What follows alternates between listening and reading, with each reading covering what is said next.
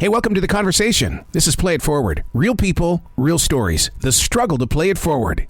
Episode number 586 is with writer and producer Kurt Smeaton from Children Ruin Everything. Hi, Aaron. I'm doing well, man. How are you? Absolutely fantastic. Dude, you are on the straight line in the way of when you bring out Children Ruin Everything. This is so us. And you got to be tapping into your own personal life on this. How are you getting it so right?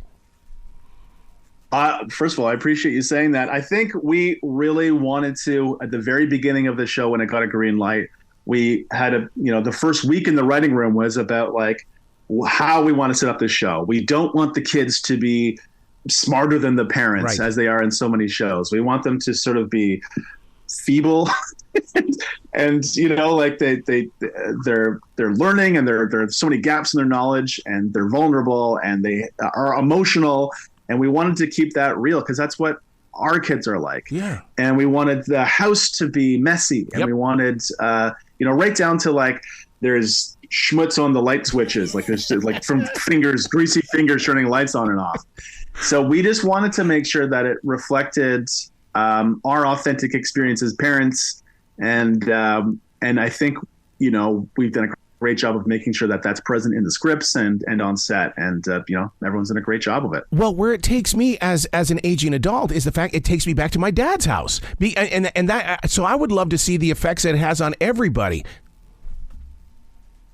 Oh yeah, like growing up and watching, you see sitcoms, and there was obviously some amazing stuff, but you see these sterile environments that are these clean homes and stuff like that. And I just wanted to be like, no, man, that's not what my house is like at all. You got 2 or 3 kids. There's just like plastic easels everywhere, plasma cars on the floor, stuffed animals all over the place. And like, it's not that I'm not cleaning. It's just that they're making that mess faster than I can clean it. Oh my God. And you're forgetting about the Legos on the floor that you step on. Oh my God, man! I feel like I could walk across hot coals now. Like I've got so much callus on my feet from stepping on dolls and Legos and stuff like that. Yeah. You know what's really interesting about this is the role of the father, because I'm starting to see a lot of that in grocery stores where fathers are hanging out with their kids. It's not just mom always around. I mean, you're embracing the entire entity of what is going on in the real world. Yeah, I think that was another thing that was important to me, is that I wanted the couple, James and Astrid, to be a real team, and to be there for each other and to be supportive of each other, and to sort of show this emerging new kind of dad who's more present and more emotionally available, which is probably not your experience. It wasn't my experience, but it's what I tried to be. I'm trying to sort of model that for my kids, to be more emotionally available and more present in their lives. Well, and the thing about it is I love the idea that the adults are still, we still have pre-kid lifestyles. We still have those wishes and those dreams of when we were younger. Because I mean, even with my grandkids, it's like, oh, I'm a kid again with you. Yeah, I mean, it is so much fun. I was out last night with some friends. My kids are 13, 10, and 6. And I was out with some friends who have just had a baby. They have a 6-month-old, and to be with that baby, it brought back. I loved holding that baby. It brought back, and it was nice to just sort of hand it off again at the end of the night and be like, okay, I don't have to change any diapers now. But it's it is fun to sort of explore that in the show. And and one of the things I wish television sometimes had scratch and sniff, because the scent of a baby is just you never forget that warmth in your soul. Oh man, that's the top of a baby's head. Yes. It emits some sort of chemical that, yeah. Oh yeah, and it's in a weird way, it sort of starts to feel like Stockholm syndrome, where you're just like, you're these kids that are in your life that you're like, they're sort of like, can be wrecking balls and can cause so much stress and whatever, but you love them so much, and there's these moments of frustration and moments of anger and moments where you're scared for your kids. But there's also these beautiful moments where, you're laughing and they come up with some weird, idea or something. And I wanted to capture all that stuff in the show. Oh my God. My granddaughter singing in the back seat of the car, she was singing opera. And then all of a sudden, when she graduated from high school, it was like, oh my God, you had music in high school. I remember when you were in the back seat of my car. It's amazing to me how, and I've talked to a lot of parents about this, what the through line is, how much of the person that your kid becomes is present in the baby that they were. Mm-hmm. And I swear that even their births, my kids' births, were like their personalities. One was very easygoing, one was a bit more difficult, one was very quick and was eager to get out, and that sort of reflects on their personalities. But yeah, it's funny to see those through lines, right? How they what's present in the baby that's there in the adult. Hey, what is it with Canadian actors and writers that we all cherish? Because I grew up in Montana and I watched a lot of Canadian television. I am addicted to the humor and the way that you present a story. Thank you. Well, we're amazing, first of all. But I think that's part A. Part B is I believe it's such a small industry that only the very best get to sort of have careers, and also we're just inspired.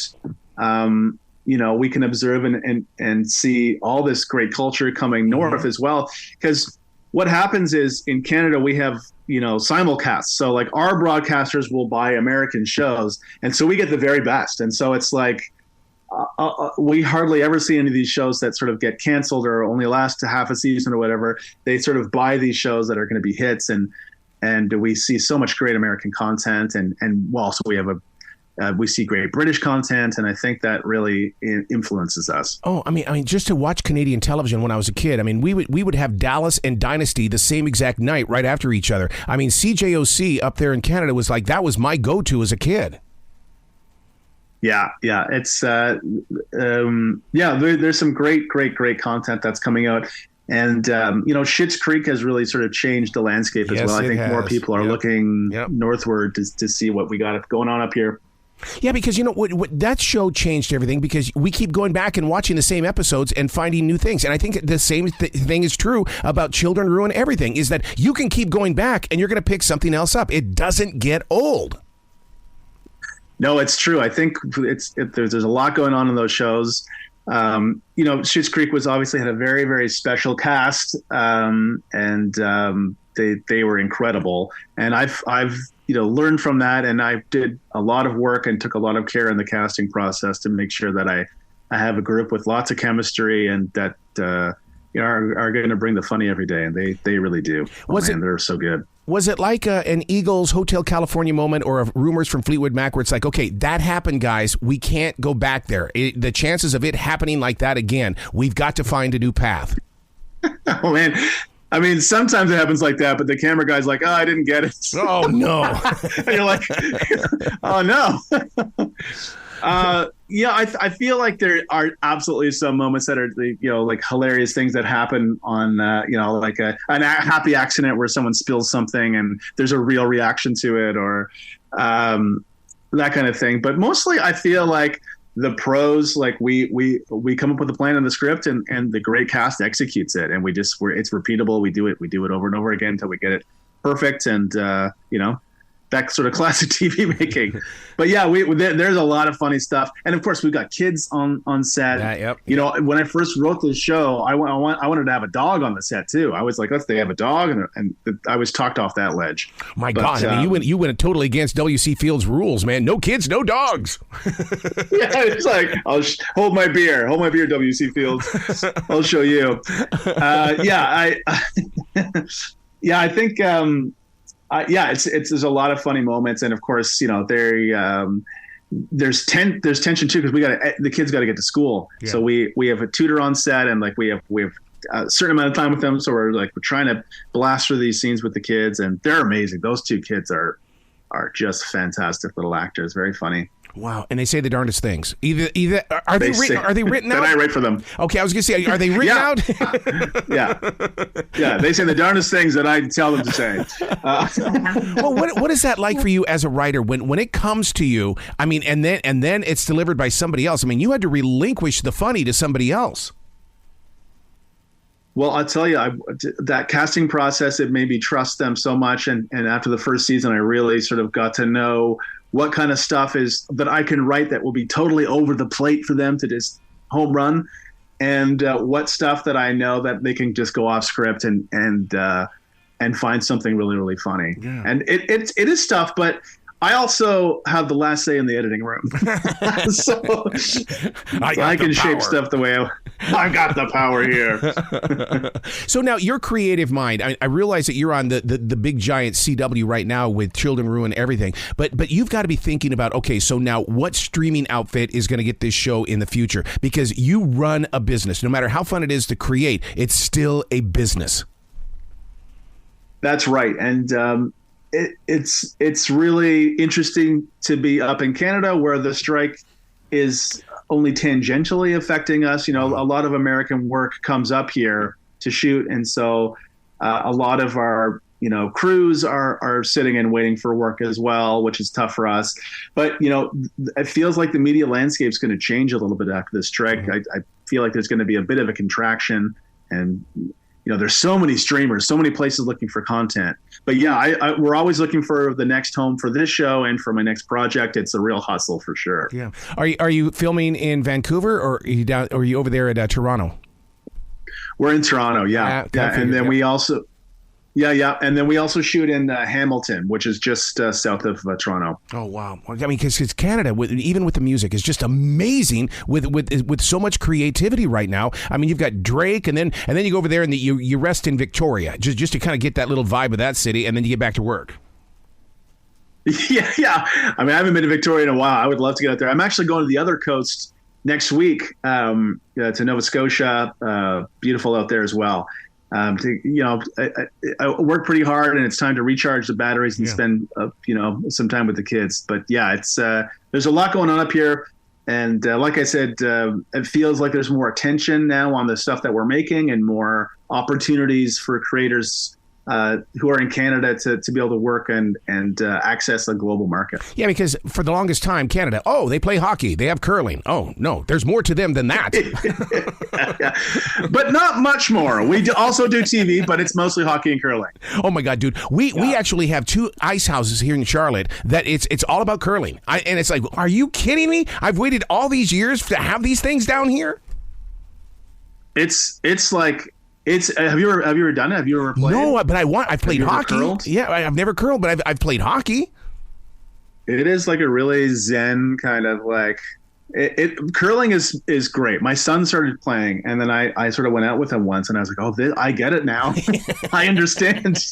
Like you hear about people who hit their first golf ball, and like, oh, now I get it. Yeah, that's what it was like for me with curling. I was like, oh, I understand the appeal.